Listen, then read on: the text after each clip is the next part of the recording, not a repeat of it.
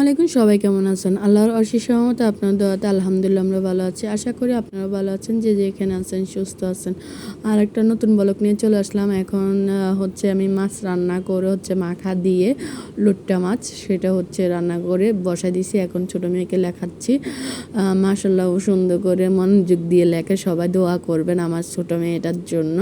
তো এখন হচ্ছে আমি বিকেলের দিকে একটু ডাক্তারের কাছে আসলাম, কারণ আমার খুব অসুস্থ গেছে, কয়েকদিন অবস্থা খুব খারাপ গেছে, এই জন্য। তো আমি ডাক্তারের জন্য একটু ওয়েট করতেছিলাম। এরপরও হচ্ছে ডাক্তার চলে আসলো, ওষুধ টষুধ নিয়ে চলে আসলাম। এরপর একটু নাস্তা বানাইলাম, সকালের জন্য নাস্তা বানিয়ে রাখবো। তো এখানে হচ্ছে পেঁপে ইয়ে করে রাখছি, কুচে করে রাখছি হচ্ছে সালাদ মেশিন দিয়ে।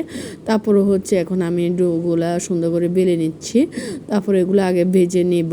তারপর এরপরে হচ্ছে আমি সকালবেলা দেখেন এগুলো সব বানাইছি, কারণ হচ্ছে এগুলো সব কিছু বুয়া আমরা মেয়েটি ইয়ে মানে একেবারে যাবে প্রায় 20টার মতন বানাইছি। আল্লাহ হাফেজ।